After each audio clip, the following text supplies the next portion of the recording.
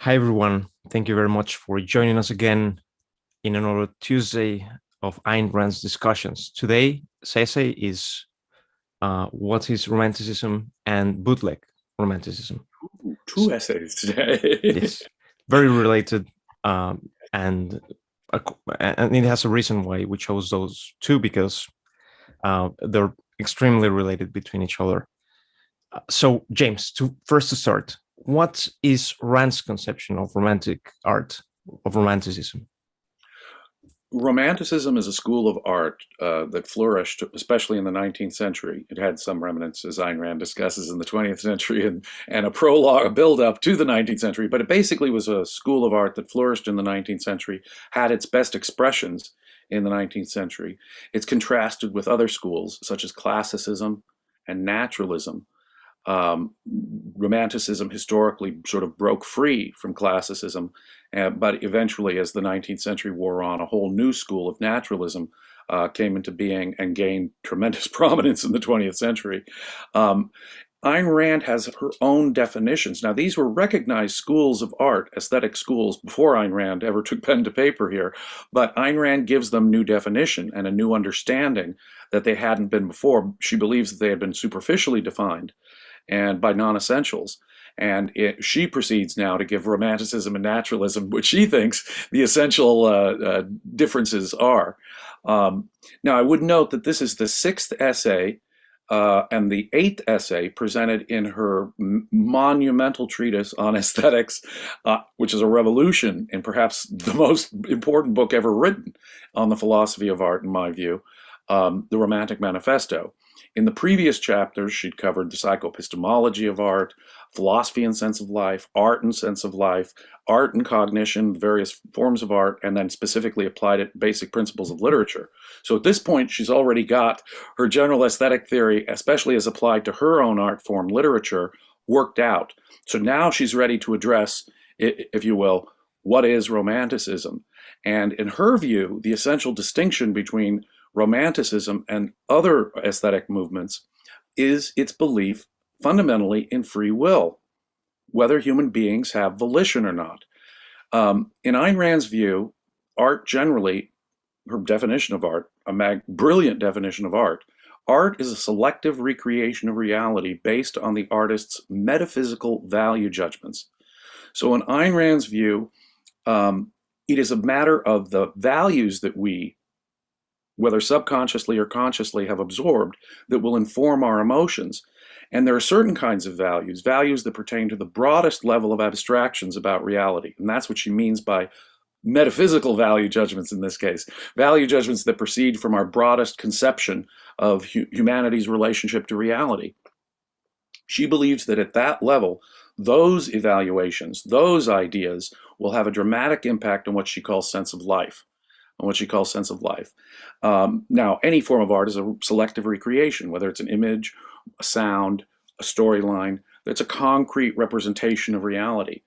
And because it's based on an artist's deepest philosophical ideas, those deep philosophical ideas will have an impact on how an artist proceeds to do their work. If, for example, you believe in free will, her essential definition of what makes romantic art, that will have certain implications. It's a profound and a fundamental aspect of metaphysics. Do humans possess any sort of free will, volition? And if you say yes to that, it's going to have consequences, conceptual consequences down the hierarchy, inevitable emotional consequences. It'll involve other beliefs down the line. And if you believe the opposite, that'll have its own series of consequences on the artist and their approach. Now, of course, she recognizes that many artists are mixed bags. They're sometimes full of mixed premises, or they don't fully accept volition. And there's two aspects of volition that are very important that she distinguishes. She has a radical theory of free will, one that had never really been fully developed before in the history of philosophy. She identifies free will fundamentally with the act of thought, with the effort of engaging and focusing our mind. That to her is the ground level of free will. So there's an inner aspect, and it's associated with reason itself.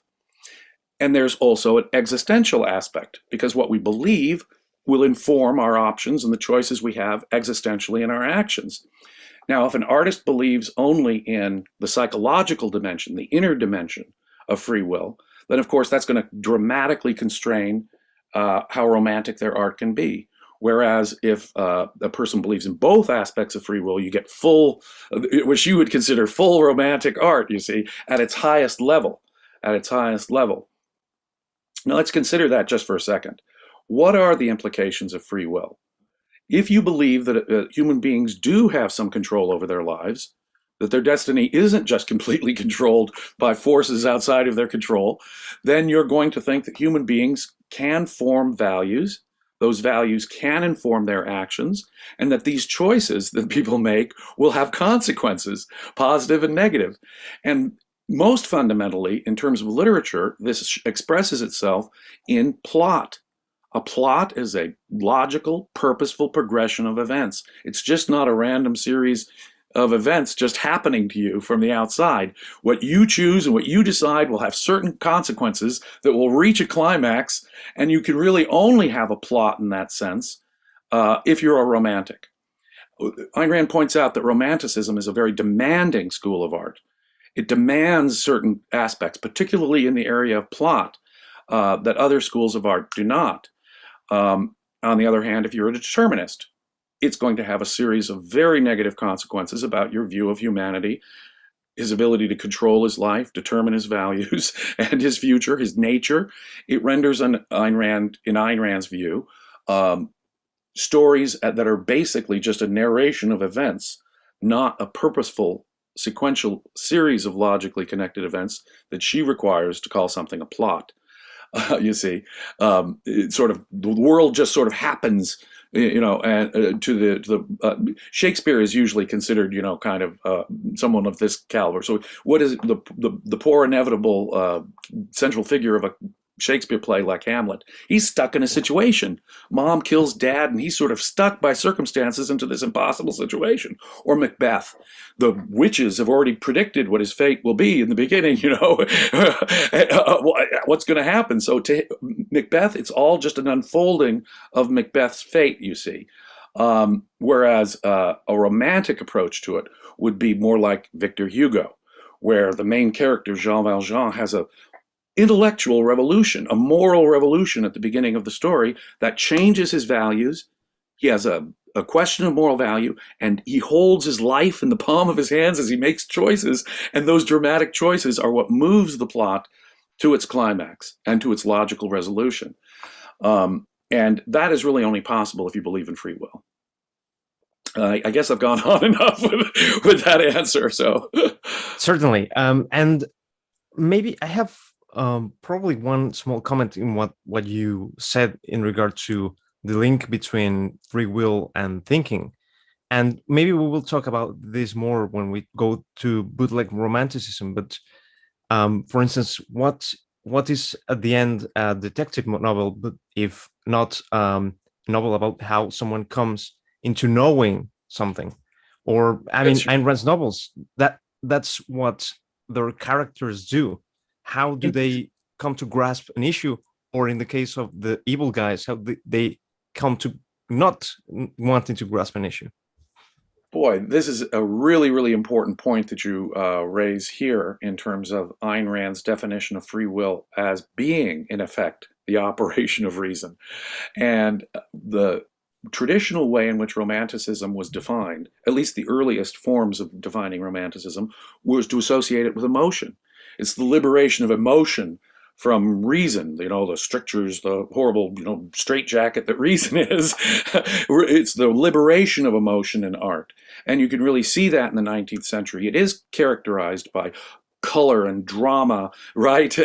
Action, you know, excitement, suspense, all those colorful flavors that Romanticism gives us are the direct product, in effect, of a more emotionally vibrant.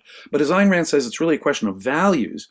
Since she understands that our understanding of psychology, again, a radical idea of Ayn Rand's that really came only to be understood in the 20th century, even by other psychologists, is that our emotions are informed by our cognition, by our value judgments. And so Ayn Rand says this is a false dichotomy between, well, it's a classic example of the false dichotomy between reason and emotion. And by getting underneath emotions, she can get to what's really fundamental about romantic art and why it's emotional, as opposed to, say, in contrast to the other schools, if that makes sense. Definitely. And there's another issue, which sometimes when people try to convey what is Rand's conception of romanticism, they give the other, I don't want to say definition that she gave, which is portraying things as they ought or ought not to be. But that is not the definition that she gives her here. Why is that? Well, what she's talking about here are different schools of art. It is absolutely true that she looks at art, properly speaking. In fact, this is true of all art, and it actually expands out regardless of the school of art. This can be true of classicism and naturalism, true, as well. Aristotle's famous comment that history is wonderful and stuff, but more important still is literature. Because while the historian tells us what was and what happened to be, literature can tell us what could be, what might be, what's possible, and what ought to be. And the ought to be part is indeed a value assertion. So in a sense, that can really only be consistently understood in romantic art. When applied to other, I mean, it's still true of other art forms, whether they like it or not, their metaphysical values are being expressed in one way or another. On the other hand, it has to be a contradictory expression of that. No, but the real distinction here is what she's making between schools of art and romanticism. She sees the essential difference here as a question of volition. It makes values possible. In effect, it makes us able to say what ought to be. Thank you. Sure. So another question related to this is, so she says that romanticism is related to the acceptance of free will, and naturalism is related to the rejection of free will. But she mentions that there is a third school, which is classicism. Do you think it shares something with the naturalism, or is it not fully a school? Or what is the volition's view of classicism? Well, classicism really is neither.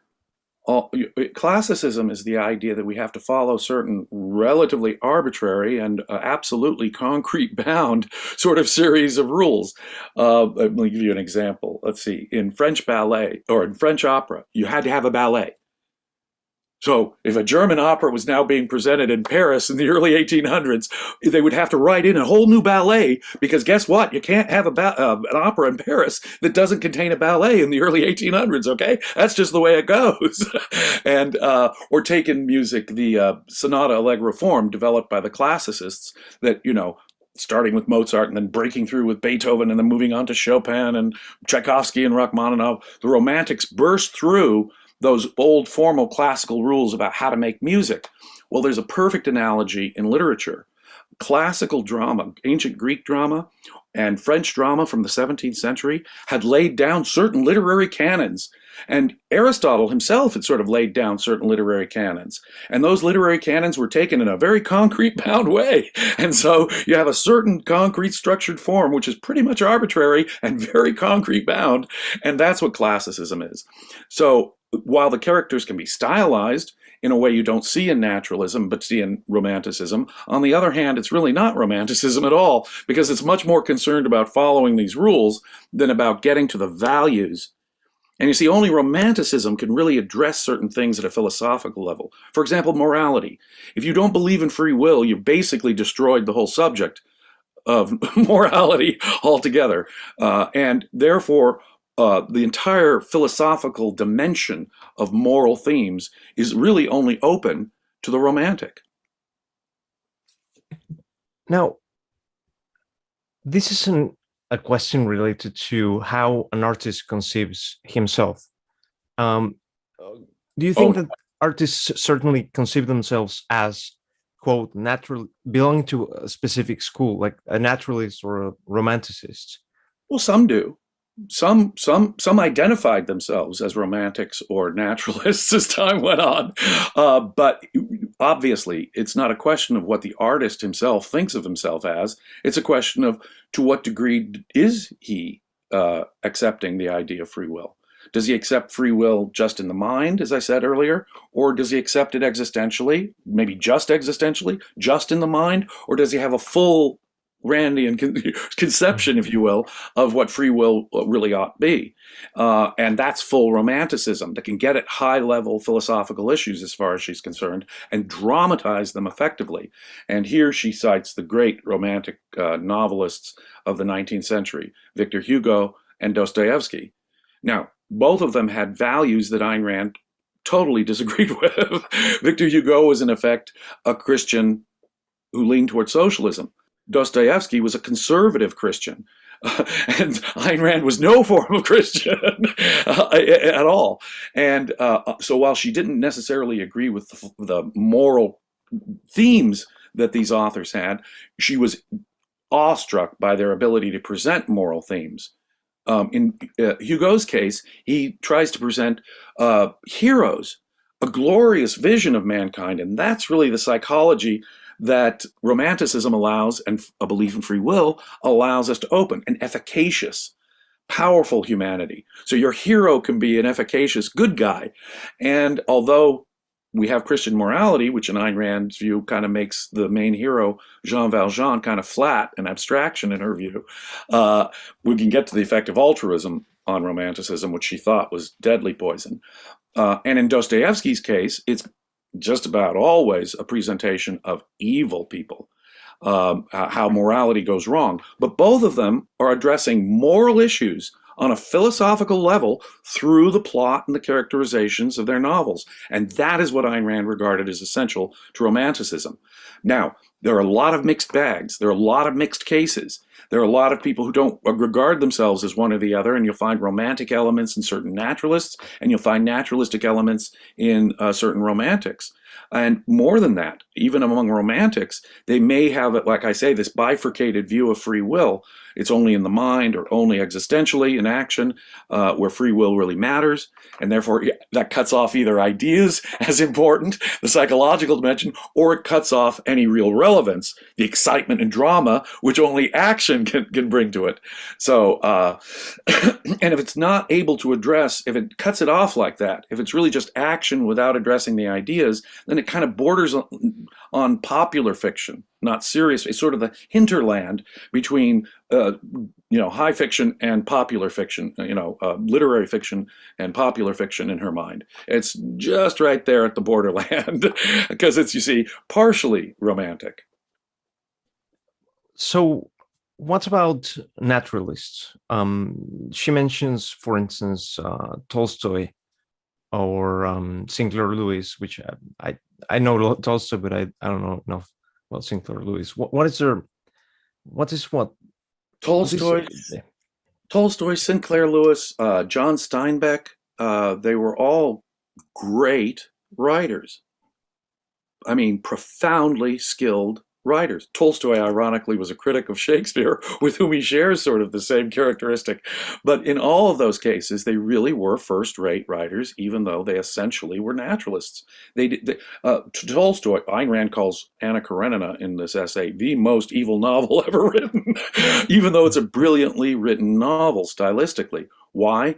Anna Karenina is trapped by her fate. She cannot escape the social conventions of Russia in her time. And that's that. And she would have been better served, in effect, Tolstoy is saying, by complying with the social conventions of her time. She's trapped by her fate, you see. That's the naturalist view. And although it's a brilliant writer like Tolstoy is writing it in the most elegant, I don't know Russian at all, but even in translation, you can see the beauty of Tolstoy. Naturalism doesn't make a person a bad writer, but it will dramatically affect whether he can plot a story, how his characters will end up looking, issues like that. Now, let's move a bit more let's move further to the collapse of Romanticism. She mentions that it was defeated by default. Why does she think that? What does that mean? Well, naturalism, the idea of determinism, is a philosophical idea. And this philosophical idea will have consequences. And we just mentioned another philosophical idea, altruism, that she believes is going to undermine romantics. If you believe in altruism, it is going to make your hero, in effect, both unbelievable and uninteresting.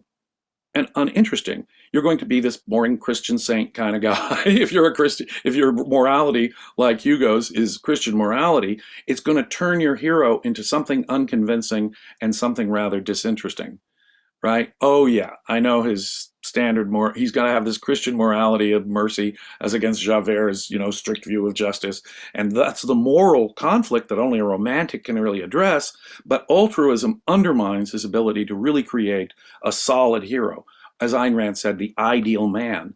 And it was really only with Ayn Rand's breakthrough in egoism, really, that allowed her, and which came first, the chicken or the egg here? Ayn Rand's emotional desire to project in romantic literature the ideal man that she wanted to see, or was she completing the romantic, filling the gap and the problem that previous romantics had had?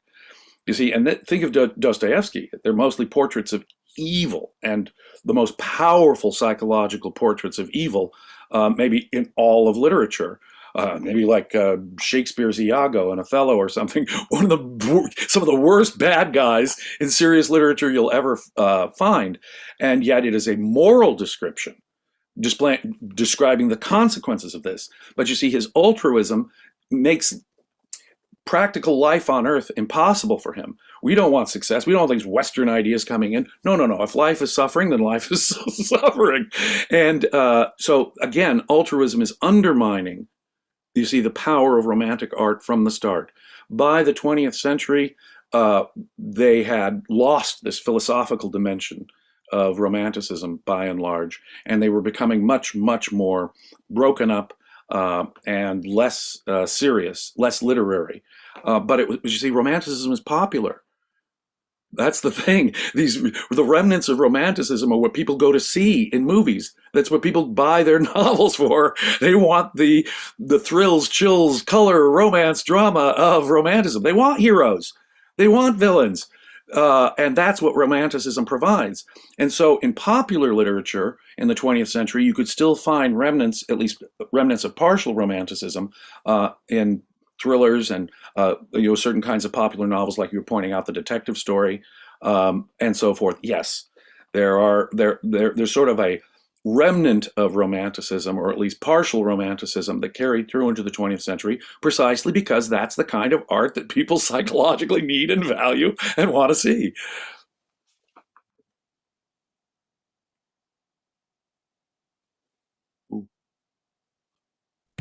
Sorry. I'm sorry. Yet there are people who oppose to this kind of art, and they don't oppose like, well, they say that our school is better, so let's write that. We will continue to write this ourselves, and the best man will win. They say, no, that thing is awful. How dare you to believe in this kind of stories? It's escapism. Why do you think it's that? Why do you think they have that attitude? Right. Well, you see, people aren't like these heroes. That's not real life. People aren't saints and villains. There are no blacks and whites. Everything's kind of a mixture of gray. If you do have some kind of a hero, you've got to show them confused and dealing with their own demons, or, they can't be real heroes. They sure can't be the ideal man that Ayn Rand wanted to project in her novels, right? And worse than that, these naturalists, obviously, because of their naturalism, because they believe that human beings cannot think, really, or that their thought is irrelevant, they cannot choose their values, and so they can't really have moral values, or if they are, there's some kind of an illusion, thinking that you have any kind of control or moral values in your life. As a result of this kind of undermining, all people are left in is this pitiable state that the naturalist has, and it's this view of man, this very negative view of humanity, really. We're just pawns It's the difference between being a billiard ball and being the billiard player, right? If you're the billiard ball, you're just being knocked around by players and other balls into this confusing sort of array of causality. They're just sort of events that happen either mathematically or randomly, depending on how you look at it as an artist. Whereas Romanticism views you as the billiard player. You're playing a game, a purposeful game that'll have a resolution, and it's all the difference in the world if you look at it that way. Yeah. So in the 20th century, the remnants of Romanticism were relegated by the art critics and by the art aficionados of the 20th century to a kind of joke. That's not humanity. That can't be our view of humanity. As naturalists, we know that humans are pretty much rotten and helpless and that just basically pitiable things. And so fear, guilt, pity, she says, those are the emotions that naturalism will result in, and it'll result in a degraded view of humanity. So even in popular literature, when you have heroes, and here we're getting to the second essay, Bootleg Romanticism, where she talks about the remnants of popular literature of Romanticism in the 20th century. Take James Bond, the Ian Fleming novels that were turned into movies in the 1960s with Sean Connery that Ayn Rand went and saw. Or say, take Mickey Spillane. Ayn Rand was a friend and admirer, and Mickey Spillane was an admirer of Ayn Rand's. He wrote a series of detective stories, some of which were turned into movies and television shows. Very, very popular with the reading audience in the 1950s and 60s. Were the novels of Ian Fleming and Mickey Spillane, for example. Why? They have good guys and bad guys. They have heroes and villains. They're projecting values. Now, they're not considering values on a philosophical level. To them, remember that division I was talking about between mental free will and existential. They're pretty much all on the existential free will is all we've got side. And so they're not exploring the moral issues that are motivating. They sort of take morality for granted. James Bond is fighting the communists, the Russian, and that organization, Spectre, this evil international organization that's even worse than the Russians, right, sometimes. And so but we sort of it's a sort of given moral framework. And we automatically have good guys over here and bad. We're not going to discuss that much. You're going to take for granted who the good guys and bad guys are, but we'll have a specific thing that needs done. You got to save the world, James Bond. You got to find the criminal, Mike Hammer, if it was a Mickey Spillane novel. So there's a specific crisis or problem that leads to a dramatic conclusion, and the good guy very often will win, defeating evil, and the audience of the movie will stand up and cheer as Sean Connery as James Bond defeats the evil international organization that's out to destroy civilization. And so this is the difference between, say, the thriller, which is still very, very popular, right? The thriller will have exactly that kind of formula where there's a specific problem that the hero has to overcome. You can develop all kinds of tension. I don't know if you're familiar with it's over 40 years old now, the novel and the movie Hunt for Red October. With the Russians with this new submarine that could destabilize during the Cold War, and this one CIA operative has to go out there and get the Russian admiral who's commanding the new high-tech Russian submarine to defect, and how do we pull that off without causing World War III? And they managed to do it. Whew, right? So it's exciting, it's thrilling, you've got heroes, there's purposeful action. Now, they don't explore the nature of the values that they're fighting too much, but it's a thrilling thing with heroes and villains. Yes, and I mean, let's plunge right into the bootleg romanticism. Why is, I mean, one of the features that she highlights in the book, in the essay, is that many of these heroes are left out in both their portrayal and also in the way in which they are defended in the culture. Why is that? And do you think that it's still the case? Is it the article was written in 1969, I think. Yes, both of them written in the mid 60s. Is it today's culture? Is it worse with the heroes? Is it better? Well, she points out, for example, people's response to James Bond.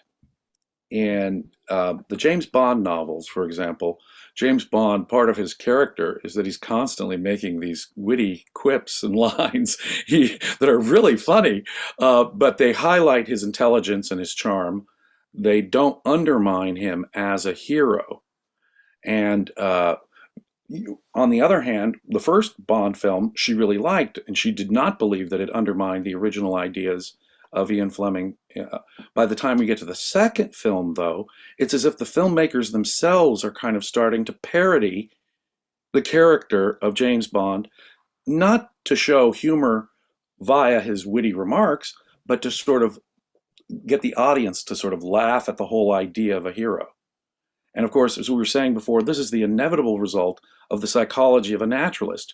We can't really accept the reality of heroes, even in a stylized, projection, right? As Ayn Rand points out, most people aren't going to be international spies, counteragents like James Bond, and most people don't even aspire to be such a thing. And yet, with a hero like that, so universal, everyone in their life can identify with James Bond, in effect. He is pursuing values. His life is a purposeful struggle, just as mine is, at whatever scale, whatever field. Maybe a medical doctor, I may be a school teacher, but guess what? Life contains these same kind of dramatic values. They may not make an exciting movie for everybody, because that's what it is. By projecting someone of such universal greatness, everyone can sort of identify with James Bond. The critics don't like that. The critics need to laugh at James Bond. And the critics themselves, and the critic she quotes in the New York Times about James Bond, is saying, okay, now the movies are becoming a parody. He says, well, how do you make a parody of a parody? Because the original projection of James Bond must be some kind of a joke, cosmic joke to him. All we can do is laugh at the idea of a stylized hero. As far as the critics of romanticism are concerned, the critics of thrillers are concerned, that's just not realistic in their view. And so it not only it can't be accepted in their naturalistic worldview, it must be ridiculed. It is the one thing that they find intolerant. And so you'll find in the 1960s, there were, because James Bond was so successful, you find a series of attempted parodies of James Bond. The British television show, The Avengers, she brings up. The astonishing thing is that the creator had in mind a parody of the James Bond type hero. You've got John Steed. It's a television show, a British television show from the 1960s, where the hero is sort of like a James Bond, ultimately classy gentleman who's solving crimes with ultimate panache. He's got this beautiful assistant, female assistant, who knows judo, and she can take on the bad guys. The British and American populace loved the Avengers and took it seriously. And only after a year of it being out did he reveal that, oh, wait, I meant it to be a giant parody on the James Bond type thing. But the audience, the television viewing audience, everyone knows it's a parody. What was the line? Everybody knows it's a parody except the audience. The audience is embracing that. But there were other parodies of James Bond that came out because the aesthetic establishment of that time could only laugh at heroes. Now you ask, have we gotten better or worse? I don't see it actually as being any better. You have to still undermine the hero in some way. And that is really the grim thing that you see over and over and over again. They either diminish the hero to be just this modest, ineffectual thing, or the hero has their own demons and conflicts, right? I don't know if you're familiar with the novel or movie Silence of the Lambs. Yes. Came out long after Ayn Rand wrote these essays and came out with the Romantic Manifesto. There is a hero, a female FBI agent who's trying to solve the crime and catch a serial killer. But to catch this serial killer, she needs a great mind. And who is this great mind? Another serial killer, a cannibal. Right? Hannibal Lecter, who's already been imprisoned for his serial killings. So she's got to go interview him, and it's his gene, because he's a genius psychiatrist too. So he could criminally profile and help, and he has contacts that can help her actually find who this criminal is. So the powerful genius mind is actually a cannibalistic serial killer. Whereas the heroine of the story, she's dealing with her own inner conflicts and demons. She saw lamb, explains the title of the story. She saw lambs being slaughtered on her uncle's farm as a child, and this left a trauma on her, and that's why she's in law enforcement. If she could only save this victim who's been kidnapped by the serial killer, she will have saved the lamb as a child. So she's dealing with these inner demons. Isn't that the way contemporary art handles heroes? Look, the real powerful guy is this twisted, sick serial killer who's a cannibal. His intelligence will drive the plot in a way even more than Clarice's, the heroine of the story, because she's dealing with her inner demons and so forth. So even if you've got a hero, even if you've got a thriller, look at how they project heroism.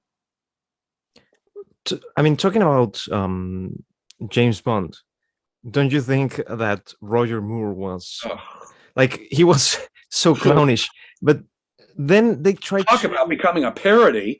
You go from the serious portrayal of Bond with Sean Connery, Bond, James Bond, and he is the coolest, okay? He's the coolest with women. He's the coolest at the casinos in Monte Carlo. And guess what? With absolute panache and wit, he's going to get to the bad guys. And that's just beyond their capacity. So it has to become sort of a more parodied version of the character. And by Roger, I absolutely agree with you there. Roger Moore, in effect, becomes a joke on James Bond, not a faithful representation of Ian Fleming's hero. But weren't with the first movie with Pierce Brosnan, GoldenEye, they tried to make it a bit like the character of James Bond was a bit more serious. The situations were as well clownish. Don't you think that it was also reflective of the more or less a bit more benevolent nature of the 90s and the 80s and 90s? I do. I think James Bond has improved since Roger Moore. I think James Bond is a more serious character. I think that they take the heroism a little more seriously, although you're right, they still have it in this sort of unreal dimension where the impossible is almost literally happening in every film. As things as they could be and ought to be, and sometimes they stretch the idea of what could be, you see. And this is the other thing Ayn Rand says about Romanticism. If you want to discuss values, you have to leave the real world. I mean, there was maybe the best TV show ever made, The Twilight Zone. It was, a really good writer was behind it, Rod Serling. And those shows are absolutely wonderful if you ever catch the old original American TV show Twilight Zone. But look at what it's done. It's relegated moral matters to literally a Twilight Zone, a non-reality, another dimension, in effect, where bizarre metaphysics applies. Or look at another example. The popularity of Tolkien has just risen and risen and risen and risen. And look at how he's dealing with moral values. He has moral values. He has heroes, but he's dealing with the most superficial moral values: loyalty, friendship, things like that. Exactly. And he's having to put it into another dimension. This Middle Earth where there's elves and dwarves and magic and dragons and magic swords and all sorts of, right? He's putting it into a magical other dimension, which is the only place that, modern aesthetics will tolerate moral values and heroes. Very sad indeed, that it's been relegated to another dimension if you even bring up moral values. And that's why the realism of at least the plausibility of the stories. And also, notice too, even in these later, better James Bond movies, the plot is thin and very often simply replaced with action scenes, chase scenes, explosion scenes. James Bond has to swing from one thing to the other, and it's that physical action that it boils down to, rather than some kind of purposeful resolution, right, of a logically developed set of events which express a specific moral theme. It's really just a chase scene that replaces a plot in many cases. And that more or less takes me to the other question that I had on the essay, which is that since Star Wars, probably, there was like this split in well, we're going to do the artistic movies and the intellectuals will take a look at those. And then you're going to have the commercial movies, and that's for the people, for the masses, let them have fun. And what we have been observing over the last 10 years is that there has been a push for introducing propaganda or very specific sets of Oh yeah, things into movies, such as, there has to be certain people of this color or whatever, and there has to be if the female is the main character, it she cannot be taught. She cannot be for instance, you see the new Mulan movie where she doesn't get the teaching, she doesn't learn anything, she has the chi, she is able to have any kind of knowledge and capacity just because she was born with it. right. And it's also the case with Star Wars, Oh, with the new one, with the new character, which if you see her, she is unable to have any kind of teaching, and maybe they kind of corrected that in the last movie with more or less like some things that Luke Skywalker is saying to her. But and Leia taught her, I guess, to do something. In the last one, they kind of indicate that Leia gave her some training too. yeah, So, so why yeah. is that? Oh, Well, look at Star Wars. Again, if we're going to have moral values, if we're going to have anything that even looks like good guys or bad guys, and in the very first film, the original, which is now episode 4, I guess, of the series, A New Hope is what it's called, the original 1977 film seemed to have real good guys and bad guys, villains and heroes. So it seemed to be a thriller, again, but it had to be set a long time ago in a galaxy far, far away, even if we were going to address that and even think about having heroes. But it did have some of the virtues of being of a thriller. But again, like Ayn Rand said, science fiction was already stepping away from reality. You see, even at its best with H.G. Wells and Jules Verne, it was stepping away from reality to address philosophical issues and bordering on popular fiction. And and of course, as time wore on, we had to complicate the matter, right? Darth Vader, somehow he had a good background and we have to have sympathy for his good background and how he went bad. And even though he killed all these children and just helped destroy the Jedi, right, bring about the Galactic Empire, we're still going to forgive him because we can pull it through. And Luke himself, you see, is now going to be confused. Oh, my dad is Darth Vader. And so we have to, it's the classic naturalist development, right? We have to make the heroes dealing with their own demons. It can't just be a hero. Now, there's nothing wrong with a hero overcoming even a personal issue or an existential issue, but it's got to be really deep and tormenting him and still go on with him. Notice how they dragged out Luke's character in the new ones all the way to being this bitter, at the end of the day, this bitter guy who gives up on the Jedi altogether. So that is the sad, sad state of even the most bootleg of bootleg romanticism today, I think. I don't think we've come terribly far, frankly. Now, there are, and there always have been, exceptions where something is better, where you do see some real romantic values in a novel or in a movie, but they are exceptions.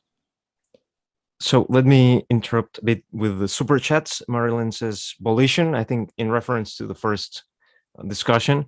Then she thank you very much, Marilyn, again Yes. for your contributions. And then she says, I only read the books, but I do love Sean Connery in reference to James Bond.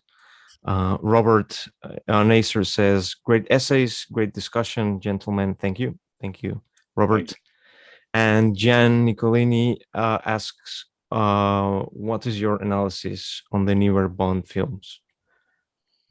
Well, I think we kind of gave that. Unfortunately, I think that while makes Bond, tries to return Bond to a more serious hero status, the more recent Bonds are just cooler. they're just more straight heroes. On the other hand, it's very weak, I think, in the plot department often, where a chase scene or an action scene replaces what should have been a purposeful climax of a plot. Definitely.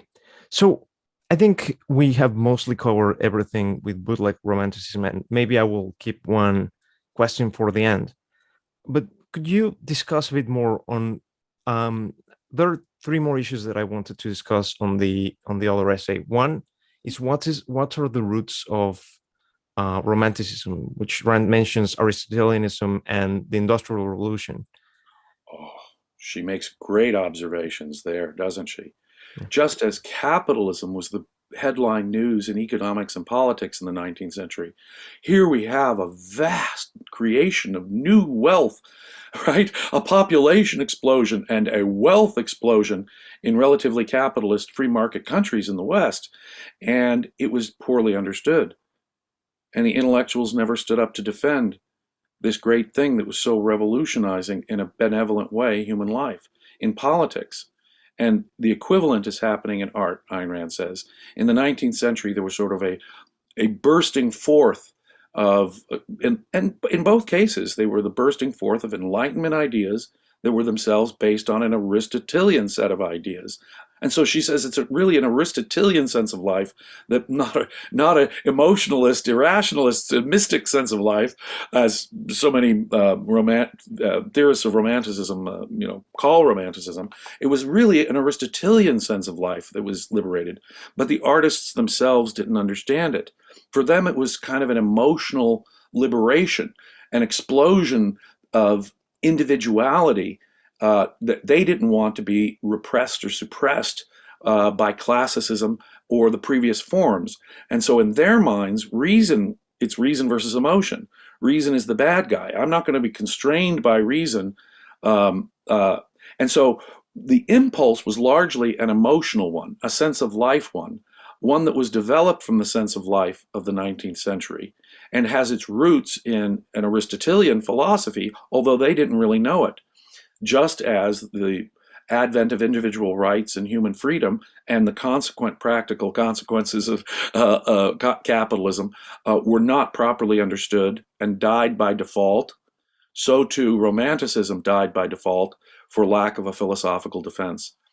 One of the great things Ayn Rand does is finally, Western civilization produced a philosopher that would come along and say, no, capitalism was moral. It did great things because it was based on reason and morality.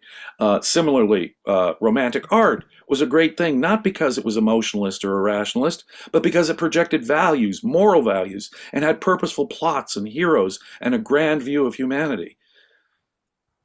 And Those are the roots of Romanticism, yeah. the second thing that I wanted to touch was what is the relationship between the altruism brewing up in the culture again, and the destruction of the romantic hero. Ayn Rand pretty much puts her finger on altruism as the great villain here. As I said earlier, if you think about it, altruism can't really be lived in reality. And it turns someone into an uninteresting sort of cardboard cutout, a vague abstraction that's not very realistic either. So they can't be real in one sense. Humans do have free will, but altruism doesn't work in reality. So if your moral values are altruism, it's going to create an artificial, unrealistic, really unbelievable in some ways, sort of Christian saint kind of hero, right? And nor will the hero be very interesting. The heroes are beyond boring. This is why, for example, in Victor Hugo, Javert is frankly more interesting than Jean Valjean, the hero, right? How you find examples from really popular literature or movies. Gone with the Wind. Very classic U.S. American movie based on an American novel, Gone with the Wind. In that story, the virtuous people are duller than grass. Ashley Wilkes and his wife, Melody, they are boring. Who cares? They're so good and goody and benevolent and Christian, and no one is really interested in them. They're not interesting characters at all, but they're virtue incarnate, as the author sees it. The main characters of the story, Scarlett O'Hara and Rhett Butler, as Rhett Butler says, I'm not a gentleman, neither are you. You're no lady. We don't obey the social norms and values, and that's precisely what makes them interesting. In Margaret Mitchell, the novelist's mind, these semi-heroes, almost anti-heroes, had gumption. And so that makes them, even if they're morally checkered or morally dubious, you're not quite sure, they're selfish, And that's exactly what we're told. They're selfish, and that's what makes them sort of morally inferior, but on the other hand, interesting. What about So, Cyrano? I'm sorry? Cyrano, Oh, Cyrano. Bergerac. Oh, Cyrano. well, Cyrano is one of the great pinnacles of romantic literature, as far as I'm concerned, and as far as Ayn Rand was concerned. Here you have a real hero, right, in Cyrano de Bergerac. He may have made a conceptual error, about his own self-esteem, and that plays out to the detriment of Cyrano de Bergerac. In effect, he has accepted, a conventional view of how he would be accepted by a beautiful woman, and that sort of his lack of self-esteem undermines him. So he is an undermined romantic hero. But nonetheless, what you have is people making value choices. Those value choices inform their actions. Those actions drive a purposeful plot to a dramatic and exciting resolution, filled with drama, color, and some of the most beautiful romantic poetry ever done in drama, and a real, real hero. On the other hand, this hero is undermined by his lack of self-esteem. And again, you got to put the finger on Christian morality, altruism here, as undermining the whole idea of a hero. That's what makes The Fountainhead a revolution in romantic art. In effect, the real climax of romantic art. Romantic art has really solved its problem, if they could only see it, with The Fountainhead and Atlas Shrugged. Ayn Rand projected an ideal hero, someone who was, yes, selfish and therefore interesting, and therefore more realistic. Someone who could live on this earth, and someone who's doing interesting things. Someone, and that, she says, is sort of the emotional way in which we appreciate romantic art. Is life interesting? And that was Ayn Rand's actual psychological and emotional motive in writing her novels. She wanted stories and heroes she would enjoy contemplating as ends in themselves. And to her, that meant the projection of the ideal man. What is he, and how would he deal with the world around him right now? And in doing so, she sort of ends altruism's dampening and killing effect on the romantic hero. She's opened up whole new vistas. She makes a really great point in these essays that I think I want to make at this point. Art is the barometer of a culture. Art is the barometer of a culture. You'll notice that as Europe was coming out of the Middle Ages, the Renaissance happened before the age of science, right? The artists sort of led the way as the whole of Western civilization was emerging from medieval and dark ages. The same is true in the other direction. You'll notice art led the way in the 20th century. They were at the cutting edge before scientists were in falling apart against mysticism and irrationality. So put your finger to the wind. Art is really the weather vane that tells you the direction a culture is going in, because it expresses the actual values, not necessarily the stated lip service values of a culture, but the actual operative emotional values in a culture are being expressed in its art. And so if there is a future where we get out of this hole, it will be almost certainly, in my view, led by artists, probably romantic artists, many of them inspired, I think, by Ayn Rand. So if there's a future, it's the future that Ayn Rand, sort of the new vistas that Ayn Rand opened up for the romantic hero in romantic literature. Well, thank you very much for that, James, because actually that was going to be more or less my last question. I stole your thunder. I'm sorry. But Richard asked something that it's very related to that. I don't know if you were trying to address that. He asks, James, do you think romantic art is the strongest catalyst towards cultural change? Atlas Shrugged as a prime example. Yes. Yes. I have an unqualified, unhesitating yes. Now, I hasten to add that that is no substitute for philosophy, actual philosophy. Philosophy is where the real action happens. But Ayn Rand believed that to present her radical philosophy, a far more powerful and effective means of conveying that was literature. In Howard Roark, we see concretely a whole new kind of egoism, a whole new theory of morality, a whole new approach to human psychology embodied and concretized in a hero. Far more, see, I can learn, I've said this before in other talks we've had. I regard The Virtue of Selfishness as the most important book perhaps ever written in the field of morality. And yes, it is the foundation for a whole new philosophy of ethics. And that is indispensable. And Ayn Rand had to do that too. But it's Howard Rourke who I can always look back to and say, well, what would Howard Rourke do? And even if Howard Rourke hadn't faced that situation, boom, the answer to that question springs to mind because I know the character of Howard Rourke and I have a concrete, real vision of what it is to be a hero and how to live to the heroic values that Ayn Rand is talking about. Yes, so I think in terms of emotional impact, in terms of getting to the popular audience and making cultural penetration, I think art is very effective. It is, as I say, no substitute for philosophy proper, which is actually where all the, ultimately, actually where all the fundamental action happens in changing a culture or not.